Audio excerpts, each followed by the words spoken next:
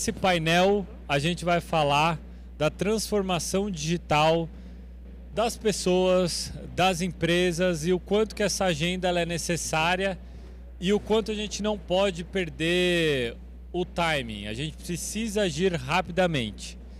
Mas antes da gente entrar no assunto, eu gostaria que cada um se apresentasse a entidade que vocês estão, começando aqui por uma ordem aqui com paz e passando assim por diante, até o Ivan lá da ponta que vai pagar essa conta, essa água toda aqui e tudo mais.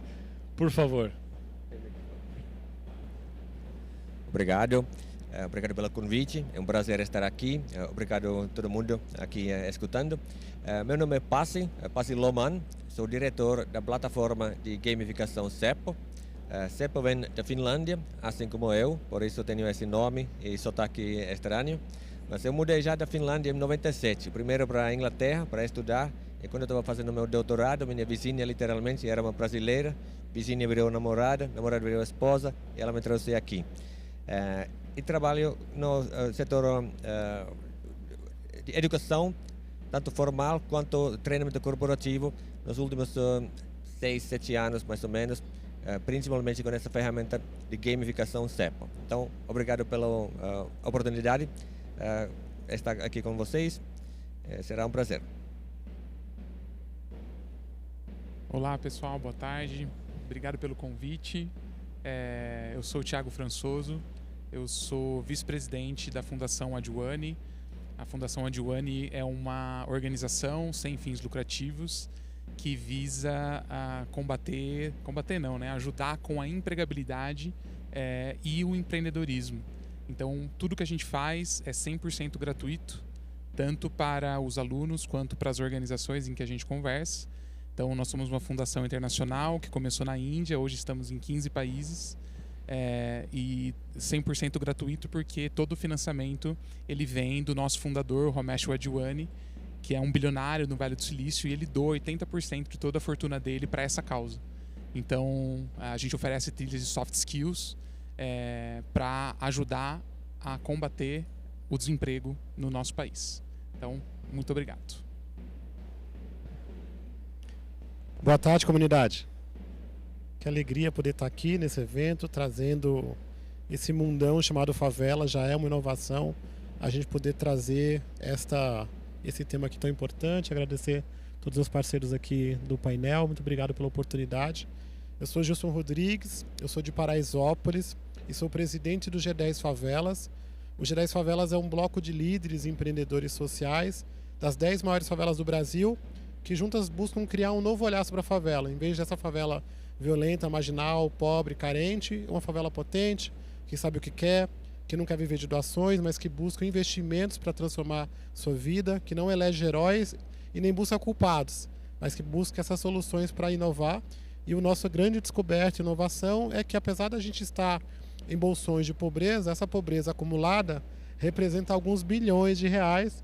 No caso do G10, das 10 maiores favelas do Brasil, ele é G10 porque se inspira no G7 e no G20 dos países ricos, né? Então, o G10 favelas das favelas ricas, mas as favelas do Brasil são 14 mil favelas, 20 milhões de brasileiros que consomem 200 bilhões de reais. Ou seja, quem não está olhando para esse mercado, olhando as oportunidades e soluções que podemos oferecer para essa população, está perdendo dinheiro, e o G10 Favelas busca conscientizar e criar esse novo olhar. Olá, eu sou Paulo Silveira, sou professor, sou CEO da Lura, que é uma escola de tecnologia junto com a FIAP, que é uma faculdade de tecnologia. Fico muito honrado de estar aqui e com pessoas aqui que também estão nessa temática e que sabem da importância, não é? Então, obrigado a todo mundo. Boa tarde a todos, a todas. Eu sou Ivan Tonetti, eu lidero o time de mercados no Sebrae Nacional e transformação digital. Portanto, a pauta é muito pertinente. Agradeço ao convite do Vitor e do Movimento Inovação Digital para estar no painel e já aproveito para falar aqui que fico muito lisonjeado de ter pessoas tão bacanas junto no painel para discutir um tema tão importante que a gente já vem falando bastante. No caso, o Sebrae se preocupa bastante com isso. Nós estamos falando de 20 milhões de pequenos negócios aqui e que precisam estar conectados porque é uma questão de sobrevivência. Então, para nós, é fundamental essa discussão. Eu espero que seja para todos que estão aqui também. E aproveitando esse gancho, Ivan, até olhando para o quanto que o Sebrae está pulverizado em todas as regiões do país e o trabalho que vem fazendo de conscientização, de ensino, educação para a PME, eu vejo que o digital traz uma solução e um problema que a gente precisa equacionar, e ambos são bastante complexos ali para a gente trazer, porque a gente está falando de centenas de milhares de PMEs. Se por um lado o digital oferece a possibilidade de qualquer pessoa em qualquer lugar gerar renda e multiplicar essa renda em sua comunidade, e o Gilson sabe muito bem disso, ou seja, antes o que determinava o sucesso da minha empresa era o local onde ela estava.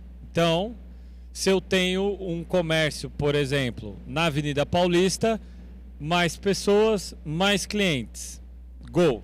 Só que PME não tinha condição de ir para Paulista. Então, quanto mais longe do centro, talvez, dependendo do produto dele, não conseguiria alavancar, né? Tinha que fazer sempre o cruzamento do tipo do produto com aonde você está. No digital não tem isso. Então, no digital você tem um bom produto, você está vendendo para o Brasil, para o mundo inteiro.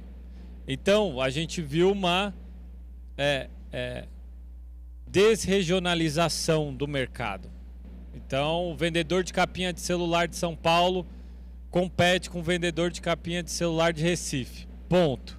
Se um deles entrou nessa dinâmica digital, outro não, aquele que está fora pode ser que não sobreviva. E os números, até antes dessa toada digital de mortalidade de PMEs, já era alto, infelizmente. E eu nem vou entrar no mérito dos motivos pelos quais essas PMEs fechavam as portas, né? Seja por educação, burocracia, impostos, enfim, uma série de situações. Acontece que o digital tem esse imperativo de ser ágil. Se essas pequenas empresas não conseguirem de maneira ágil, efetiva e eficiente entrarem nessa nova dinâmica, a gente pode ver os números dessa mortalidade de PMEs crescer bastante, não só para comércio como para serviço. Os serviços também estão sendo, em alguma medida, né, não todos, prestados em territórios diferentes de quem consome. Então, quem presta não está no local de quem consome, né? Eu posso hoje contratar um advogado numa plataforma de maneira bem simples para ele elaborar um contrato para mim. O escritório está em um outro local do país, eu não preciso nem telefonar, já acontece isso de maneira prática. Então a grande questão que eu coloco embora a gente tenha isso como um ingrediente muito positivo para todo mundo escalar o negócio, gerar um efeito multiplicador no local onde as pessoas residem. Se eu estou em Indaiatuba, eu gosto de Indaiatuba, eu quero permanecer morando em Indaiatuba. E eu posso, pelo digital, fazer com que o meu negócio avance lá. Porém, a gente vê que para essa educação chegar até essa PME, existe um espaço muito grande. Porque também a tecnologia evolui rápido. Então, ora a gente está tentando aprender o Instagram, vem o TikTok e fala, pô, você tem que estar no TikTok. Aí depois do TikTok, não, você tem que entrar no outro, no Discord. Aí entra uma plataforma de marketplace, aí entra uma segunda, uma terceira. Eu tenho que estar em 1, 2, 3, 4, 5. Mas será que eu preciso de um site? Eu vou contratar o meu sobrinho para desenvolver um site? Será que eu preciso do site? Então eu preciso de site, rede social, marketplace. Eles vão mudando toda hora. Aí tem o chatbot. Pô, como é que eu vou atender todo mundo no WhatsApp? Ou seja, eu, na figura, sei lá, do seu Vitor, que tem um negócio pequeno, eu tô confuso. eu não sei nem por onde começar. E aí eu queria começar, inclusive com o Gilson, de passar essa perspectiva, porque infelizmente também no Brasil a gente não tem tantas pessoas com acesso à internet, com smartphone, então são vários desafios para a gente equacionar. Mas eu queria ver a sua perspectiva primeiro desse cenário, Gilson. Acredito que realmente o cenário é desafiador. Nós temos uma grande oportunidade com a tecnologia, com o avanço da internet, com o tech no geral. Existe muita oportunidade de estabelecer conexão, parceria, geração de trabalho, e renda e emprego em qualquer lugar, né? Acho que acredito que isso é inevitável e que vamos avançar. Mas nós temos trabalhado num público que é um público que de alguma forma tem sido esquecido. Quando a gente fala de um novo mundo, de um mundo digital, do mundo de oportunidades, a gente se esbarra muito com uma população que está nas favelas, mas que também estão nas periferias, que não tem acesso a esse mundo novo e que não viveu esse fica em casa que a pandemia bem retratou, né? E nós percebemos e vimos, e por isso o G10 cria oportunidades e soluções para os problemas que existem na favela, mas nós percebemos que a situação durante o processo de Covid e ainda com esse novo normal se agravou, porque é na favela, por exemplo, que o e-commerce não entrega, são lá que os aplicativos de carro não vão, são lá que as pessoas não têm endereço. Então existe uma série de desafios dessa população que quer fazer parte da solução do Brasil e não no problema, que nós estamos olhando, estudando e criando soluções efetivas para que essa favela possa prosperar. Nós trabalhamos num processo em que nós acreditamos que a melhor forma de acabar com a pobreza e acabar com a fome é dinheiro no bolso, para que a gente possa se transformar e criar oportunidades efetivas. Mas quando a gente olha para as soluções, a gente vê uma população ainda vivendo uma espécie de embargo econômico, onde todos esses serviços não chegam e a gente fica sendo tratado como marginal e violento, quando na verdade estamos sendo violentados pelos serviços que não chegam. Para você ter uma ideia, 40% da população de favela sonha em empreender. E aí quando você vai olhar por que essa população não está empreendendo, e ela vai ver para além da formação que por vezes falta, os bancos não dão crédito. Nenhum banco, nenhum bancão, nem os bancos digitais. Não tem endereço, muitas vezes. Tem interesse, mas o processo... Não, endereço. Não muitas tem vezes não tem Exato, endereço. E aí quando você vai ver o crédito quando é negado, é justamente por isso. O cara não tem endereço, ele não consegue abrir o alvará, porque ele não consegue comprovar a terra, ele não tem escritura. Então, existe uma série de barreiras que o empreendedor desses territórios enfrentam, que não consegue acessar esse mundo digital e vive no mundo paralelo, guardando dinheiro no colchão. Só que esse dinheiro no colchão são bilhões de reais que estão ali, que podiam ser empregados para circular daquela economia e ajudar o Brasil. Então, pensando nisso, numa solução, a gente, por exemplo, criou o G10 Bank, que é um banco que é uma espécie de BNDES da favela. A gente teve agora em Harvard, né? A gente falou que era Bank of the America da favela, né? Que a gente é chique. Mas basicamente é um banco que visa oferecer crédito para os empreendedores e formação. Vocês podem baixar, por favor, abrir sua conta. A gente está testando o aplicativo há uns 3 meses, mas nós temos uma meta de 20 mil contas até o final deste ano ainda. Por favor, abra suas contas. E assim vamos criando soluções. Então, por exemplo, a gente desenvolveu uma tecnologia, estamos aplicando uma tecnologia que foi desenvolvida pelo Google, chamada Plus Code, que é de endereços digitais. E nós estamos aplicando isso, e nós provavelmente teremos em Paraisópolis, onde eu estou, a 100% com endereços digitais, e a gente tem se conectado com os e-commerce para aceitar esse endereço. Então a gente vai criando frentes de atuação para ir resolvendo, mas também inserindo e mostrando que esse mercado é um mercado potente, que precisa estar inserido e que também circula dinheiro, porque por vezes a gente é tratado como não cliente. A gente tem um bom exemplo, por exemplo, que é uma empresa de logística chamada Favela Brasil Express, e a gente cria microcentros de distribuição dentro da favela, desbloqueando o CEP, ou criando esse CEP junto ao Google, e aí insere nas plataformas esse desbloqueio, e o morador, quando compra, ao invés de aparecer, não entregamos, vai buscar na loja, o produto acabou ou está bloqueado, ele chega no endereço do centro e os próprios moradores vão fazer a entrega diretamente na residência. Esta operação, nos últimos 2 anos, entregou R$1 bilhão em mercadorias em 7 favelas. Imagine se fosse nas 14 mil favelas. Então tem aí uma oportunidade de pensar soluções como o G10 Bank, como o Favela Brasil Express, como o LinkedIn da favela. Então a gente está sempre provocando, criando programas para que a população da favela possa se enxergar, mas que o mercado também enxergue esse morador como um público consumidor e pense em soluções dentro do contexto geral. Mas faltam dados, a internet é ruim, falta recurso. Então são alguns desafios que nós precisamos fazer e provocar a política pública para inserir essa população também neste novo mundo que é o futuro. Por outro lado, eu vejo as novas gerações já mais integradas, independentemente do local. A gente vê porque a gente às vezes descobre em um grande marketplace uma loja e quando a gente vai ver a localização dessa loja é numa região afastada do dito centro urbano, etc e tal, longe da Paulista, da Faria Lima, do Leblon, etc e tal. E quando a gente vê o histórico, ele permanece lá. Não é que ele tá vendendo muito, ele cresceu, ele saiu. Não, ele gosta e permanece. E isso o digital tem de poderoso também. Eu acho que esse é o futuro das cidades, né? Quando você vai estudar arquitetura, urbanismo, o ideal é que você estude, more e trabalhe dentro do próprio bairro.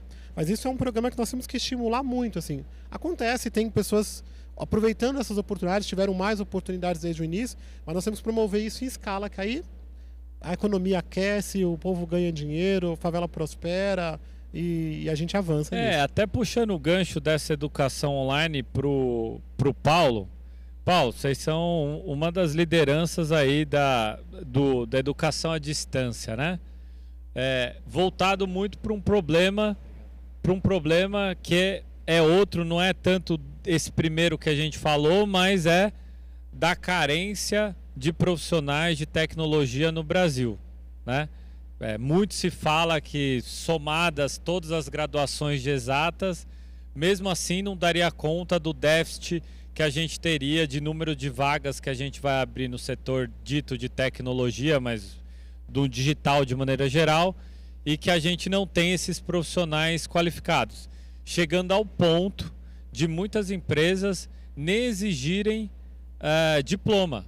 Então, não precisa de diploma, graduação. Você está sabendo desenvolver? Mostra que você está sabendo desenvolver, vem para cá, passa um período ali treinando para aperfeiçoar, nunca chega redondo, porque as vagas de tecnologia aparecem uma cartela de bingo. Então começa, Java, não, agora não é mais Java, é Python, aí é Java e Python. Aí vem uma outra, é Java, Python e a outra. Aí vira aquela cartela gigante. E aí vem soluções como a de vocês, né? Então, cursos longos ou curtos, nos curtos a gente faz as atualizações. Mas eu queria que você trouxesse uma impressão de quem está operando lá na ponta, para onde você está vendo essa nova educação. Se essa nova educação está mais migrando para uma educação mais voltada, por exemplo, para o ensino técnico, se são pocket cursos, que a pessoa faz um curso de graduação que traz a base propedêutica e depois vai construindo em cima com pequenos cursos ao longo da jornada, num lifelong learning. Como é que você vê essa educação do futuro voltada para o digital? Que quando a gente fala de PME, a gente está falando de pessoas também. Então tudo começa educando a pessoa para uso dessas novas tecnologias. Eu acho que é interessante porque também tem um paralelo com o que o Gilson coloca, como então se você mora em uma região desprivilegiada e você precisa pedir um empréstimo, o banco até fala, eu quero dar, só que ele nem consegue porque os processos não estão preparados para você. Então, acho que essa questão da empregabilidade dessas pessoas que estão entrando em área de tecnologia, que todo mundo fala, tem muito emprego, você não precisa de faculdade, existe, isso acontece, mas não é tão real assim, é a mesma coisa. Se você vai numa empresa, aposto aqui, né? Quem está aqui com a gente, quem está ouvindo a gente, quem tem faculdade e quem não tem. A maioria absoluta, nos lugares privilegiados, na Faria Lima, no Google, na IBM, nessas empresas que falam que não precisa de faculdade, não só tem faculdade, como tem mestrado na Ivy League nos Estados Unidos, né? Então tem alguma coisa que ainda não se encaixou. Que é as construções do privilégio, que é a falta de acesso, que é a falta de inclusão, que tudo está no mesmo problema, né? A gente está discutindo, né, os problemas da sociedade, da economia lá do alto, e é difícil de enxergar que lá embaixo as pessoas ainda não têm coisas do básico, que não é nem que atrapalhar, mas você consegue, porque hoje em dia dá para você estudar, dá.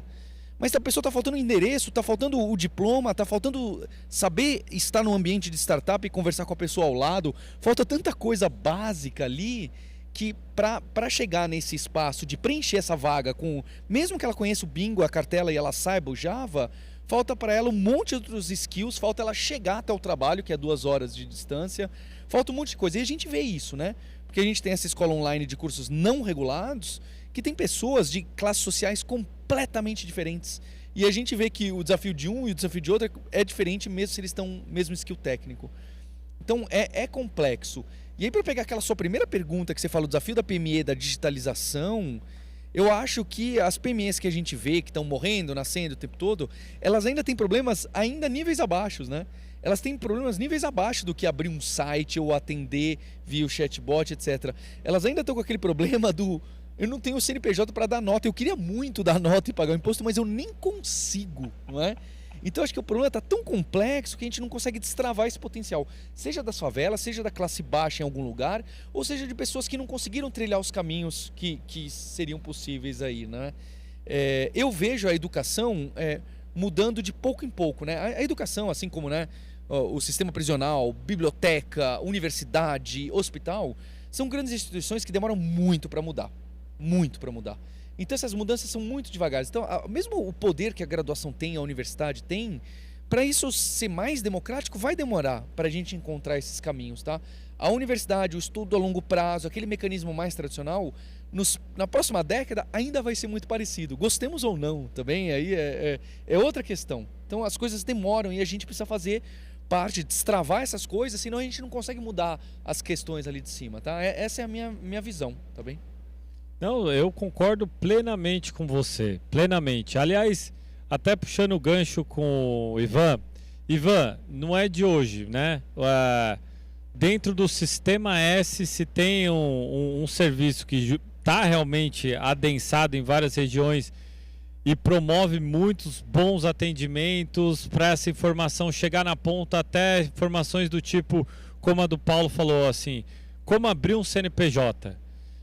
Que é um dos temas que, inclusive, a gente tratou num outro painel de governo digital, que era, eu adoraria estar lá me registrando no Mercado Livre e já sair com o CNPJ, não ter que ir numa junta comercial, na prefeitura, no balcão, emitir a nota pelo sistema XPTO, mas esse é um outro debate. A grande questão é a seguinte, como é que o Sebrae está olhando para essa nova essa trilha do digital, em que de um lado pode incluir muita gente e de outro tem o potencial também de fazer com que muitas empresas ali desapareçam do mapa.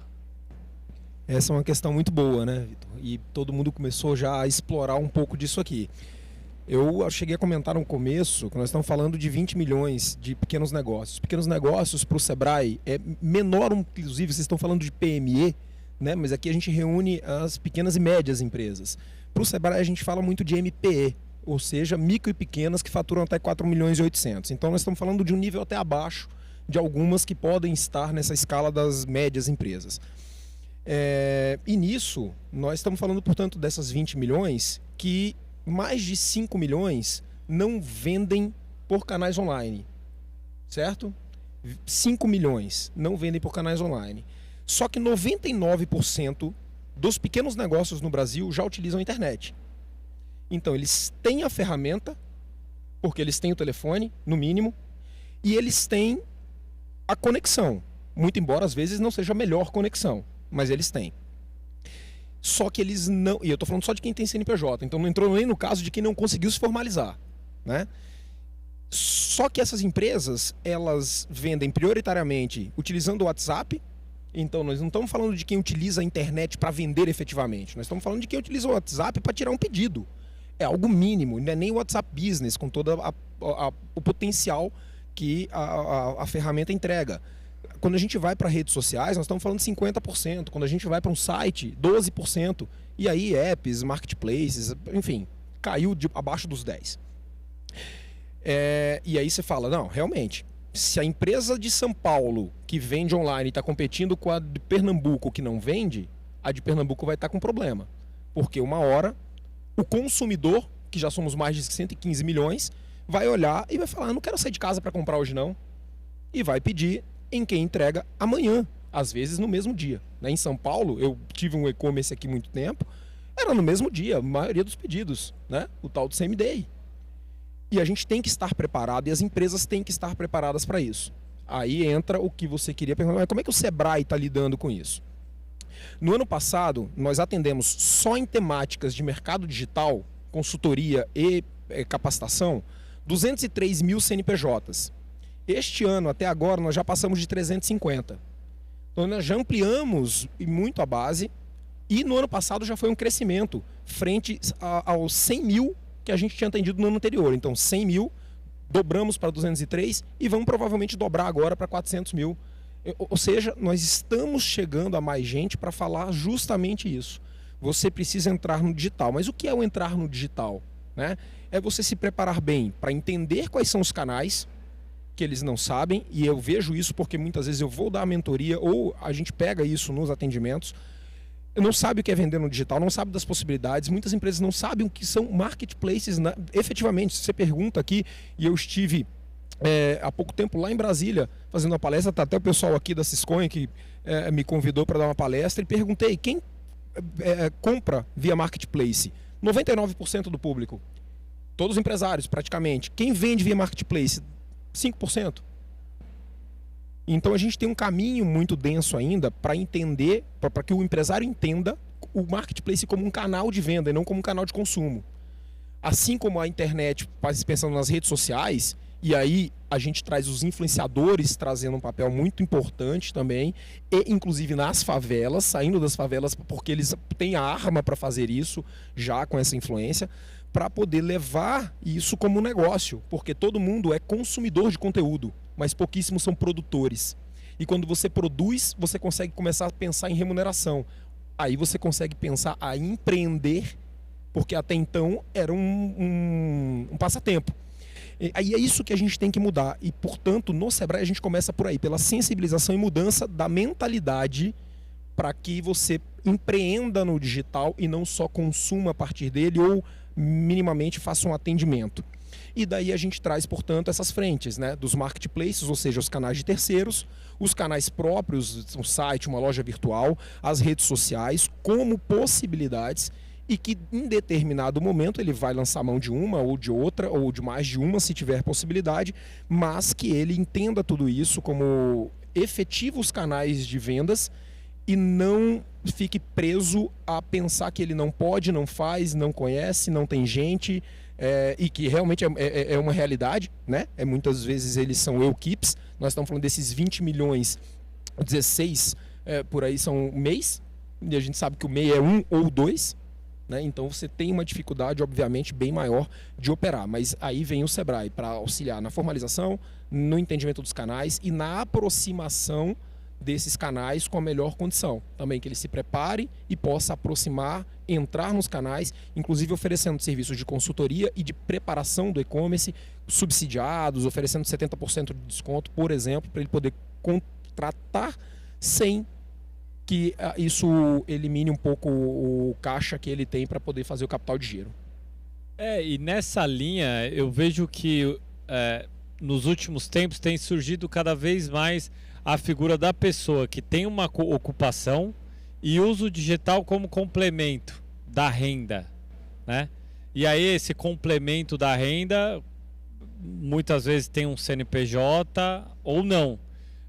Um dado do Instituto Locomotiva, do meu amigo Renato Meirelles, da pesquisa que ele fez em 2021, mostrou que tem 45 milhões de brasileiros e brasileiras que usam alguma plataforma digital para geração de renda, qualquer que seja. Vende o Close Friends lá. Perdão, quantos? 45? 45 milhões. Dados do Instituto Locomotiva de 2021. O que ele está contando aí? Ele está contando todas as plataformas. Então, vendeu o selinho do Instagram para participar do Close Friends. Gerar uma corrida no aplicativo de mobilidade. Vender alguma coisa em algum marketplace. De maneira geral, 45 milhões em 2021 estavam usando ou já usaram alguma plataforma digital para obter renda, que é um número muito relevante. Vitor, só de influenciadores, a gente fez um evento agora em setembro que chamou Influenciar Brasil, só de influenciadores, a dimensão que os times das bancas, que são chamadas as agências, estavam levando era de cerca de 20 milhões de influenciadores digitais. Então você imagina que eles estão lá gerando renda, no minimamente pode não ser um dinheiro, mas uma troca, né, uma permuta, e que isso também pode ser considerado negócio. Exatamente. A gente passou por uma pandemia que, em tempos de ausência de plataformas digitais fáceis de você entrar e ele tentar gerar alguma renda, essas pessoas iam ficar sem, de fato, sem essa opção. Muitas migraram para essa opção da plataforma. O número do IPEA, só de entregador e motorista no Brasil, a gente tem 1,7 milhão de pessoas. Mas o dado do IPEA é uma autodeclaração. Ele se autodeclarou para o IPEA motorista e entregador de aplicativo. Ou seja, tem uma boa parte que não se autodeclara motorista, ele é, sei lá, comerciante, ele é engenheiro, mas está lá na Uber fazendo a corrida deles. E no MID, na associação, como a gente reúne boa parte dessa turma, a gente sabe que de cadastrados, ou seja, não ativos, não é o cara que está todos os dias na rua, mas de número de brasileiros cadastrados como motoristas ou entregadores, somos 2, dá cerca de 5 milhões cadastrados. É muita gente, né? Quando a gente coloca aí os sellers, coloca aí outros tipos de prestadores de serviço, como por exemplo tem no Get Ninjas, que o cara pode ser um encanador e ao mesmo tempo trabalhar numa empresa, numa outra ocupação. Mas enfim, a gente tem essa figura híbrida hoje em dia. Mas queria passar aqui agora pro Thiago. Thiago, vocês têm esse papel, assim como o Gilson, de promover ações que consigam gerar, aí não da perspectiva de empreendedorismo, aí, por favor, me corrija se eu estiver enganado, mas de empregar cada vez mais pessoas nessa nova dinâmica. Conta pra gente o que você entende dessa trilha digital e o que mudou na trajetória da onde você trabalha em questão de mudança de forma de trabalho. O que antes vocês faziam, ou hoje vocês já adaptaram, tiveram que criar uma nova trilha aí para gerar essa empregabilidade? Legal. A Fundação ela atua nas duas vertentes, tanto na parte de empreendedorismo quanto na parte de empregabilidade. Então hoje a gente tem as duas frentes, as duas trilhas para capacitar o jovem para se tornar um empreendedor no futuro, então mexer com o mindset dele, para que ele saia da faculdade ou ele saia do ensino médio e consiga eventualmente se tornar um empreendedor. Assim como a parte da empregabilidade. É que eu tenho o chapéu aqui da empregabilidade porque eu cuido da parte de empregabilidade, mas a gente tem as duas coisas, né? No Brasil, no mundo, a Fundação ela está em 15 países, né? E quando o Gilson comentou do Covid, né, desse novo normal, assim como o Covid acelerou a transformação digital, ela também mostrou um buraco que existe na periferia e nos locais em que as pessoas de fato não têm acesso, né? E as nossas soluções como fundação, elas são soluções de escala. Então, consequentemente, são soluções digitais, né? E muitas vezes a gente tem dificuldade de entrar nesse mercado de situação muito vulnerável, dado que essas pessoas têm dificuldade de acesso. Então, é um balanço que a gente tem que fazer e atuar através de parcerias, por exemplo, com a G10, para conseguir entrar mais e impactar essa galera, né? Nos últimos anos, né, principalmente nesse último ano, com o lançamento das tecnologias disruptivas aí que a gente está vendo, de inteligência artificial generativa, a gente começou a atuar com copilotos que ajudam o aluno a passar pela jornada. Então, a tecnologia tem ajudado a fazer o aluno a se transformar para conseguir o tão sonhado emprego, né? A gente atua principalmente olhando para aquela pessoa que está abaixo do que a gente considera um salário para sustentar uma família de até 4 pessoas. E quando a gente olha para o Brasil, a gente está falando de 90% da população. 90% da população no Brasil ganha abaixo de R$4.000. 70% ganha abaixo de R$2.000. Então, todos nós aqui, tenho certeza que somos muito privilegiados por provavelmente estar acima dos 10% da população brasileira. Então, a gente mira essa galera, né? Só que a gente não consegue fazer isso sozinho. A gente precisa de parcerias para conseguir atingir cada vez mais pessoas com as soft skills. O Paulo ali com a Lura, né, que tem a parte técnica e também tem a parte de soft skills, mas quando a gente olha para as pesquisas, né, do Fórum Econômico Mundial, por exemplo, as habilidades do futuro, a gente está falando de habilidades de solução de problemas, mindset empreendedor, o mindset de inovação.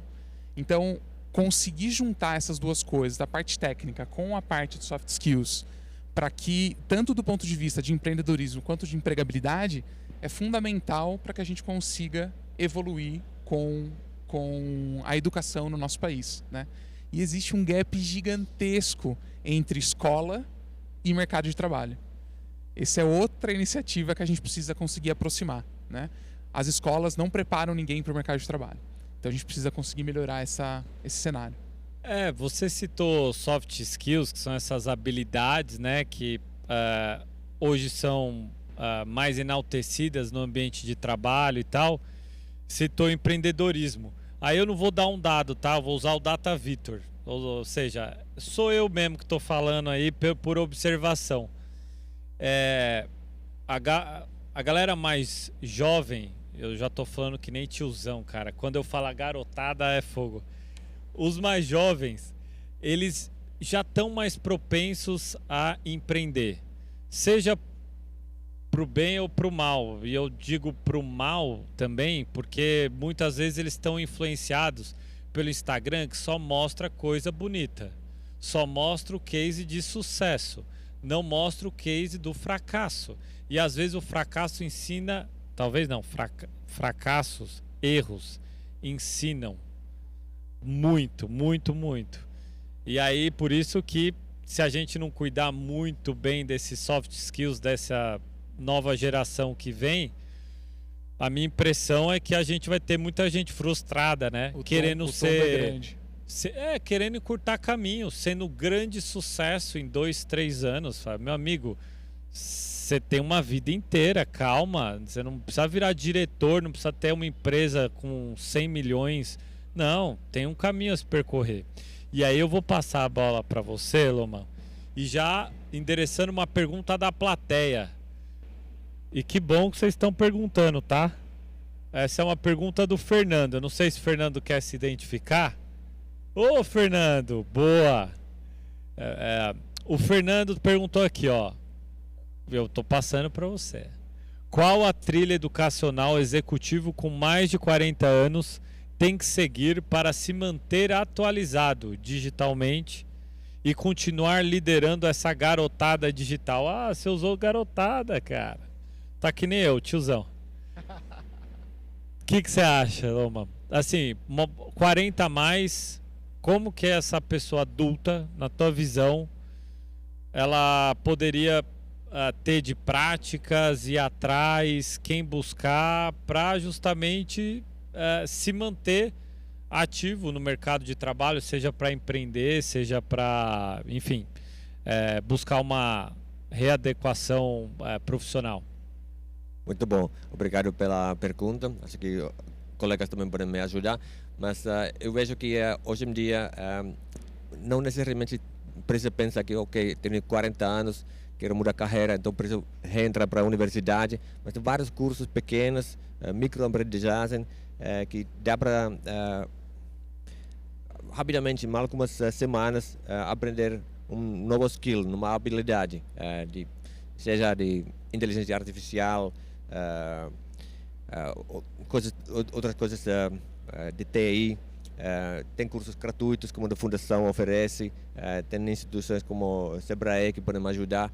Então acho que essa aqui é a lição. Não precisa pensar que tem que voltar para o começo, mas tem esses microlearning para ajudar. E voltando ao que você falou lá no começo, sobre necessidade de ter certificações. Eu tenho uma filha de 14 anos, ela começou a estudar programação desde 7 anos de idade, por vontade própria, e eu estou olhando ela, que ela está entrando para ensino médio, e penso, será que é necessário ela entrar para a universidade? Ela já tem tantas habilidades, fala 3 idiomas, acho que a universidade pode ser perder tempo, entrar já no modo de trabalho, mas acho que são esses microlearnings que eu recomendaria para pessoas de 40 anos ou até mais. Alguém quer comentar, adicionar? Tem um ponto que é bem interessante, né? Não pegando o case da sua filha ou de qualquer outro e colocando como regra, mas é que se tem alguma coisa que mudou no mundo, é o acesso à informação. O resto, tudo a gente pode debater, tá? Mas assim, a informação está mais acessível. Eu não tenho que pegar um avião para ir lá para a Europa para acessar, sei lá, uma tese que hoje já está no digital. Não tenho, assim, ela tá mais democrática a informação. Bom, esse é um ponto. E se a pessoa é curiosa, muita coisa ela descobre lá, não precisa nem comprar o curso, né? Então, por exemplo, eu já vejo o curso de marketing digital. Pô, se o cara lê a FAQ do Google bem lida, a FAQ, ou seja, lá as perguntas e respostas, todo o material que está disponível lá na Meta, lê, debulha aquilo ali. Cara, tá tudo ali. É 1000 vezes melhor que qualquer outro curso que talvez tenha sido gravado. E eu tô falando assim, de uma coisa prática, tá? De como operar o Google, não o todo do marketing digital, pelo amor de Deus. Mas assim, como usar o Google para promover anúncios, como usar a Meta para promover anúncios, o Instagram, o WhatsApp, tá lá, certo? Se a pessoa já nascer com esse chip, como da sua filha, pô, ele vai lá, vai acessar, vai ver lá, vai se descobrindo, né? Exatamente. Um dia eu entrei no quarto da minha filha e ela estava fazendo modelagem 3D no seu computador. Eu perguntei, você aprendeu lá no curso de programação? Não. Então você aprendeu lá na sua escola mesmo? Não.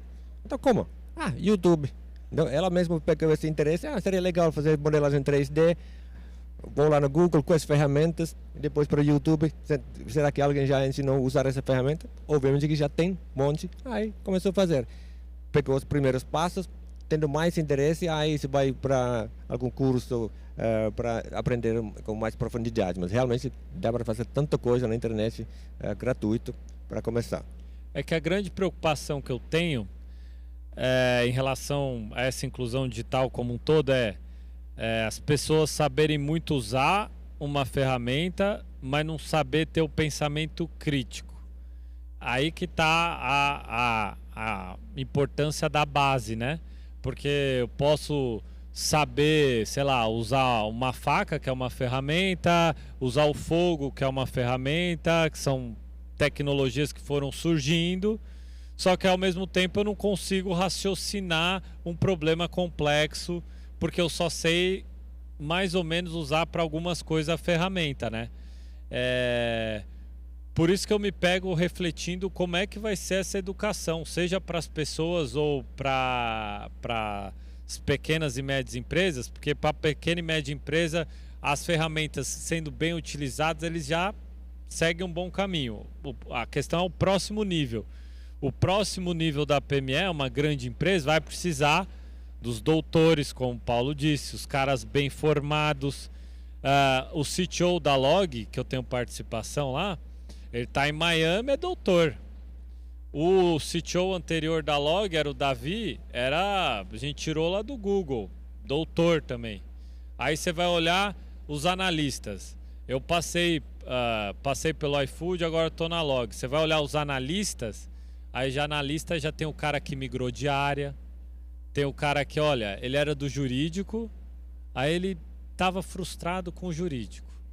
Migra para a área que, ó, vou te ensinar um básico tal, vai aprendendo. Entrou. Que o cara consegue, com os micro-learnings, ter como usar a ferramenta. Assim, ó, por enquanto você consegue trabalhar aqui só girando o pauzinho fazendo fogo. Depois a gente vai para o próximo nível, né?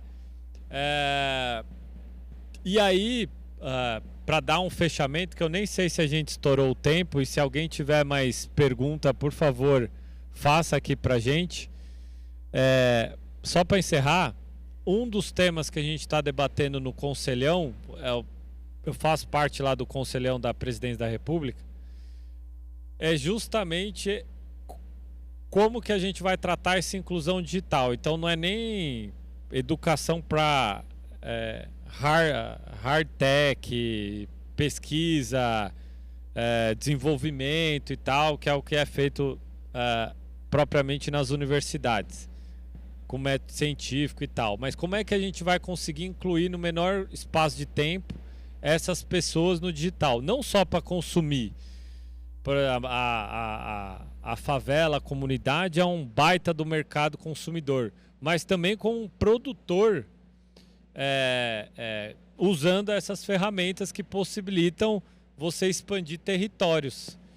E aí, então, só para fazer uma roupagem final, deixar aberto aqui para vocês aí também, para fazer algum comentário, agradecer a presença de todos vocês e começar aqui com o Loman. Por favor, Loman.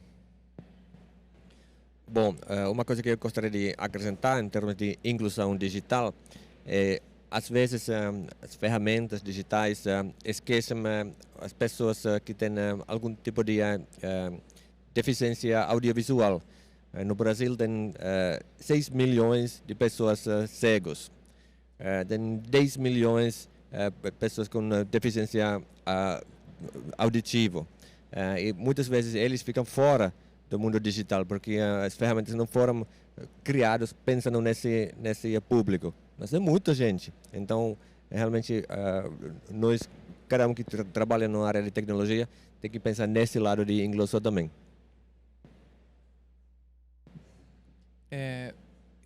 Trazendo um pouco o gancho, Vitor, do que você trouxe do pensamento crítico, saber usar as ferramentas, se a gente conseguir introduzir essas competências desde muito cedo na escola, fazendo com que as crianças já tenham um pensamento crítico, já tenham uma capacidade de solução de problemas, já comecem a ter noção de habilidades digitais básicas, né? E aí não estou falando de saber usar TikTok, não estou falando de saber usar, né? O jovem está chegando no mercado de trabalho hoje e não sabe usar o Excel, só que ele é craque no TikTok.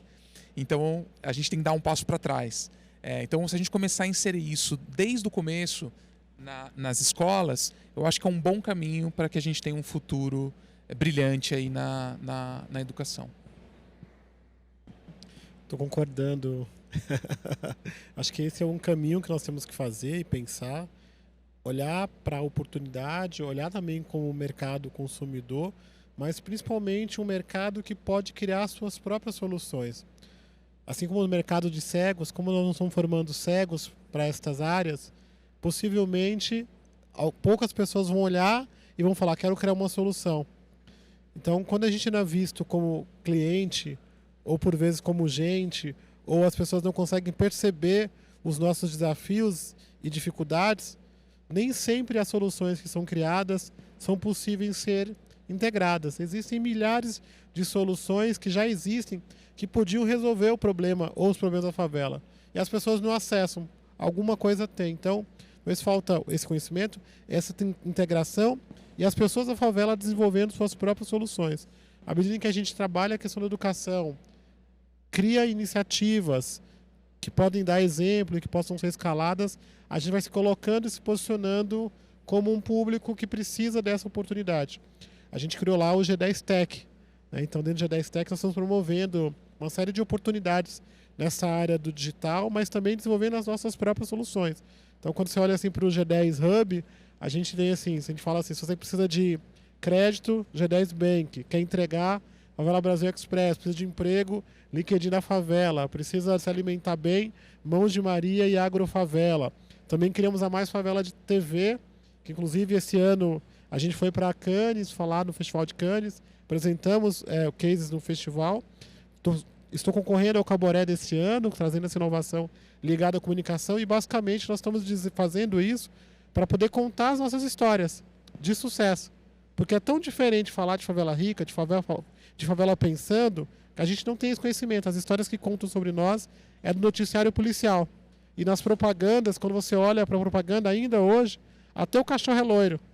Então a gente quer se enxergar como cliente, quer se enxergar como capaz, como, né, olhar para as nossas oportunidades, e a gente só faz isso podendo se desenvolver, para que a gente possa olhar para a gente mesmo e criar nossas próprias soluções. Bem, fica difícil de adicionar alguma coisa, mas é muito impressionante, né? Desde o cego da favela, das pessoas em situações diferentes, as pessoas que não têm um labrador dourado, não é? Essa questão aí aparece aquela palavra diversidade, que tem gente que tem preconceito com a palavra diversidade, acho que é engraçado. Acho que eu já fui uma dessas pessoas, né? E a gente vê como é importante para criar essas soluções novas e para incluir e para a gente pensar diferente, a gente precisa de pessoas diferentes.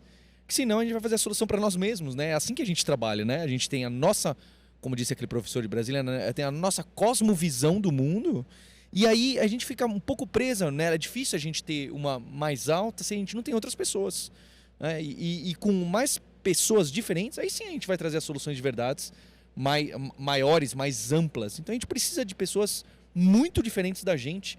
Sem elas a gente não faz, né? E eu sei que é difícil, né? No começo é difícil, a gente suspeita, acho que isso é blá blá blá. Não é, não tem outro jeito, né? Tem gente que vai... Um é pelo mercado, eu acho que o Justo faz dessa forma delicada, né? Mostrando o tamanho do mercado. Acho que essa é uma oportunidade financeira, econômica, óbvia. Mas tem ainda o mais importante de todos, que é o social, não é? Que é o real, é o humano, são pessoas, né? Elas precisam. Pouco me importa se o mercado é grande ou pequeno, as pessoas precisam, né? Então acho que tem esses dois argumentos que a gente precisa estar... os dois, até isoladamente, já são suficientes, né? Então a gente precisa mesmo dar um movimento. Eu gosto quando o penúltimo fala assim, tá difícil falar alguma coisa depois, ainda tem o último para falar, né? Enfim, aqui eu vou adicionar um ponto que não foi tratado, que é quando a gente fala da responsabilidade das grandes empresas e do governo nesse cenário, né?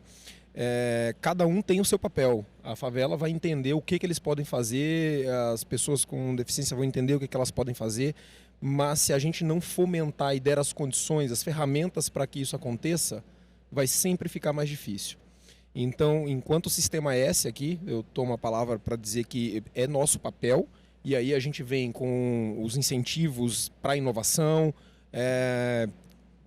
incentivos até de financeiros, fundo perdido, a gente tem bastante isso em inovação, e mapear e disseminar é importante, porque muitas vezes a gente fica até no próprio governo com muito medo de inovar, mas sobretudo pessoas, né? As pessoas não têm dinheiro para jogar fora.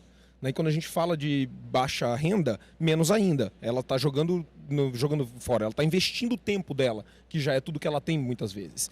E quando a gente traz uma condição de incentivo, é muito bacana. A gente lançou essa semana agora uma premiação com o TikTok, que vai oferecer 1,5 milhão para 300 empreendedores, e condição ainda de eles serem assistidos durante um tempo pelo Sebrae no acompanhamento. Então, influenciadores, empreendedores que estão no TikTok, que usam a ferramenta e que podem melhorar, e a gente vai fazer isso, independente de onde elas estiverem, e critérios são adotados, tem muito a ver com diversidade, para a gente proporcionar isso em diversas regiões, condições sociais, gênero, raça, enfim.